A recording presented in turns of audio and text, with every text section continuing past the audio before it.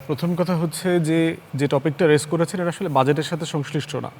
First ভাই correctly বলেছে, nothing to do with the funding and বরাদ্দের জায়গা থেকে আমরা বলছি, এইজন্য তো বরাদ্দ অনেক সেকেন্ডারি। বাংলাদেশে দেখবেন যে বাজেট আসলেই শিক্ষায় কত শতাংশ দেবেন, স্বাস্থ্যে কত শতাংশ দেবেন, এই ধরনের মানে ইররিলেভেন্ট কনভারসেশন হয়। দেখেন যে ফাইন্যান্সিয়াল ইয়ারটা চলে গেল, আউটগোয়িং ফাইন্যান্সিয়াল ইয়ারে সরকার বলছে যে এডিপির বাজেটের 48% বাস্তবায়িত হয়েছে। তাহলে আপনি কারি টাকা মিনিস্ট্রিগুলোতে দিয়ে আসলেও তো মানে এটার কম্পিটেন্স লেভেল তো অ্যাপ্রাইজাল করতে হবে যে এই রাষ্ট্র কাঠামোর এই টাকাটা মানে চুরি করারও সক্ষমতা নাই, মানে বাকিটা স্পেন্ড করতে পারলে তো চুরিও তো করতে পারতো, তাহলে তো আরও একটু কিছু লুটপাট করতে পারতো, আরও কিছু বাড়ি গাড়ি করতে পারতো টরন্টোতে, মালয়েশিয়াতে, সেটাও করতে পারে না, মানে এত অযোগ্য ব্যুরোক্রেসি। দ্বিতীয় যেটা রেজ করেছেন সেটা হচ্ছে যে ফান্ডামেন্টাল কোয়েশ্চেন হচ্ছে যে আপনি এই যে একটা ছোট্ট জায়গা আমাদের 57,000 স্কয়ার বর্গ মাইল, এখানে 20-22 কোটি মানুষকে যে আপনি রাখবেন, কিভাবে রাখবেন তার কোনো কাঠামো প্রস্তাবনা আপনার আছে কিনা?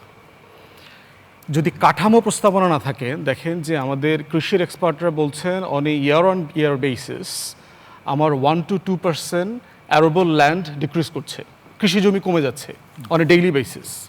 সোনার বাংলায় আমরা কিভাবে থাকি দেখবেন, আমাদের সবার একটা গ্রামের বাড়ি আছে। তো হঠাৎ করে খবর আসলো যে উপজেলা শহরে একটা ব্রাকের ভালো স্কুল হয়েছে, তা আপনার ছেলেটা ক্লাস 5-এ বৃত্তি পরীক্ষা দেবে, আপনি ওখানে সংসার নিয়ে ওখানে চলে গেলেন। থাকতে থাকতে ছোট ছেলে, বড় ছেলে, মেজো ছেলেরা বড় হচ্ছে, তো ঠিক আছে এখানে 5% জমি কিনে ফেলি।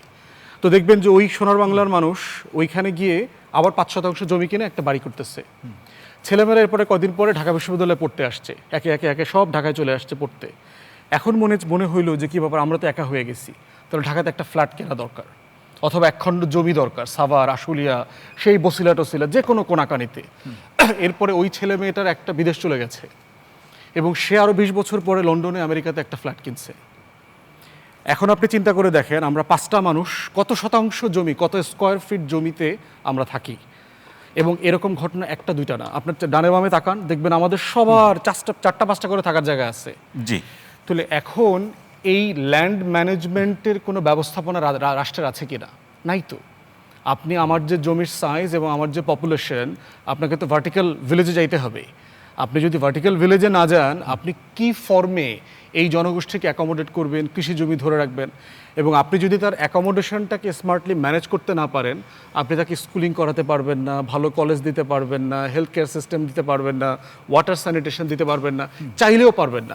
কিন্তু আমরা এই যে প্রেক্ষাপটগুলো আপনি বলছেন, এটি যে সরকার বা রাষ্ট্রের প্রতিষ্ঠানগুলো যে বুঝতে পারে না তা না, কিন্তু তারা করতে পারছে না কেন? না, বুঝতেই পারছে না। পারছে সোনার না। বাংলার সমস্যা হচ্ছে আমাদের বাজেটটা করে কে দেখেন, এখানে রোমান আপা আছে অর্থনীতি, আমাদের বাজেট করে আমলারা। আমলা কারা? ওনাদের ডিপার্টমেন্টগুলোর সবচেয়ে অরাজনৈতিক, অসামাজিক, মেধাবী ভালো ছাত্রটা।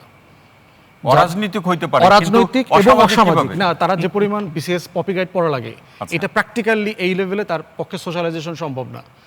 তো এই রকম একটা জনগোষ্ঠী যারা বিশাল সংখ্যায় আমলা হচ্ছে, সমাজ বিচ্ছিন্ন, রাষ্ট্র বিচ্ছিন্ন, যারা খুবই ভালো স্টুডেন্ট কিন্তু একদম আউট অফ টাচ। জিজ্ঞেস করেন, আমরা তো স্টুডেন্ট পলিটিক্স করা মানুষ, কে ভালো ছাত্রটা, কে ফার্স্ট ক্লাস ফার্স্ট হয়েছে, কে বিসিএসএফ টপার হয়েছে, যে পলিটিক্স করছে, যে মিছিল করছে, যে লড়াইয়ের কথা বলেছে, যে বাংলাদেশটাকে বদলে দিতে চেয়েছে, এমন মানুষগুলো কি বিসিএস এ টপার হয়, ফার্স্ট ক্লাস ফার্স্ট হয়? Practically possible? তাহলে এইরকম অসামাজিক ডিসকানেক্টেড পিপলরা যখন বাজেট তৈরি করবে, সেই বাজেট আসলে কাকে রিফ্লেক্ট করবে? এই বাজেট তো জনগণের না। পার্লামেন্ট, এখানে 2জন মাননীয় সংসদ সদস্য আছে, আমি পার্লামেন্টে বাজেট সেশনে ইকোনমিক্স নিয়ে কথা বলেছে, সিরিয়াস বাজেটারি ইস্যু নিয়ে কথা বলেছে, এমন 5জন সংসদ সদস্য পাইনি। মাফ করবেন আপনারা আমাদেরকে, 5জন পাইনি, 5জন। তারা হরেক রকম, কেউ ওয়াশিং মেশিন চায়, কেউ পর্দা চায়, কেউ শহীদ বাবারে জীবিত মুক্তিযোদ্ধা বানায় দিছে, যার যা প্রয়োজন সে তো তাই চায়। ইসলামী ব্যাংকে মুসলমান চাকরি করে না, হিন্দু চাকরি, যত বোগাস কনভারসেশন আছে, 3 লাখ টাকা পার মিনিটে। তাহলে সেই বাজেটে এই ইস্যু কনভারসেশন করবে কে, রেইজ করবে কে? কাঠামোগত সমস্যা আছে, এই কাঠামো সংকট যদি আপনি অ্যাড্রেস না করেন, তাহলে টাকার অঙ্ক কত হাজার কোটি টাকা দিয়েছে, ও দিয়ে কিছু যাবে আসবে না।